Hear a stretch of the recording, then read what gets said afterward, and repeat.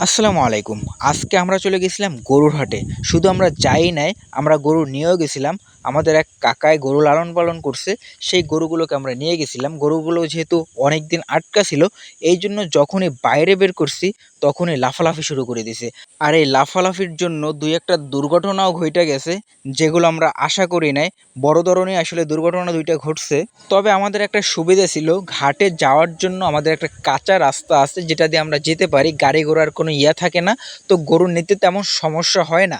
তো তারপর আমরা গরুর হাটে গিয়ে তো দেখি প্রচুর পরিমাণ গরু উঠছে। আমাদের এই জায়গায় প্রতি সোমবারে হাট বসে, কিন্তু অন্য অন্য সোমবার যে হাট বসে সেগুলোতে গরু না হইলেও এই সোমবার যে অনেক বড় বড় গরু হবে বা অনেকগুলো গরু হবে, এটা আমরা আগে থেকেই ধারণা করছি। কারণ আমাদের এই জায়গায় কুরবানির আগে এইটাই সর্বশেষ বাজার। আমাদের এই জায়গায় আর বাজার হবে না কুরবানির আগে। আর প্রায় ২-১ এলাকার ভিতরে আমাদের এই কুরবানির বাজারটা এইটাই সবচেয়ে বড় হয়।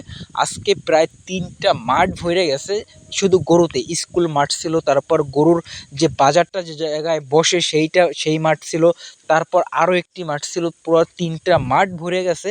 তারপর রাস্তায় যা ছিল সেটা আর কি বলবো, অনেকগুলোই গরু হয়েছে। কারণ এই বাজারটা অনেক আগের বাজার, আর পুরনো বাজার হওয়ার জন্য এই বাজারটাকে অনেক মানুষ চিনে। অনেক দূর দূরান্ত থেকে মানুষ আসে গরু কিনতে বা গরু বিক্রি করতে। আজকেও তেমন অনেক দূর দূরান্ত থেকে গরু আসছে, আবার অনেক দূর দূরান্ত থেকে মানুষ আসছে এই জায়গা থেকে গরু কেনার জন্য। কারণ আগেই বলছি যে এইটার মতো বাজার, আমাদের এটার মতো বাজার আশেপাশে আরও অনেক দূরে দূরে হয়। আশেপাশে তেমন আশেপাশে নাই। আশেপাশে যে বাজারগুলো আছে এটার মতো এত বড় না, ছোট অল্প কিছু গরু আসে বা ইয়া করে। কিন্তু এইটার মতো বাজার আর ২-১ এলাকায় আমাদের এই জায়গায় নাই। তো এই জন্য এই বাজারটা হয় অনেক বড় এবং দূর দূরান্ত থেকে মানুষও আসে। আর আমার জানা মতে আজকে অনেক বেশি গরু বিক্রি হয়েছে এই জায়গায়, কারণ সবাই মন খুলে কিনতে পারছে। কারণ এক জায়গায় যদি অনেক কিছু থাকে, মানে অনেক জিনিস থাকে, তো সেখান থেকে বাইসা কিনতে আর আসলে কোনো সমস্যা হয় না। আমাদের এই জায়গার ব্যাপারটা ওই রকমের হয়েছে, যেহেতু অনেকগুলো গরু উঠছে, প্রায় ৩টা মাঠ ভরে গেছে।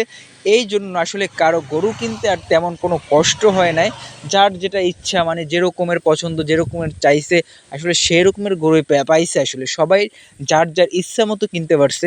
আর আমরা যেগুলোকে নিয়ে গেছিলাম, প্রায় ৬টা গরু, প্রায় সবগুলোই বিক্রি হয়েছে। হয়তো একটা মনে হয় যে বিক্রি করতে পারে না, তাছাড়া বাকি ৫টা ভালো দামে হয়তো বিক্রি করতে পারছে।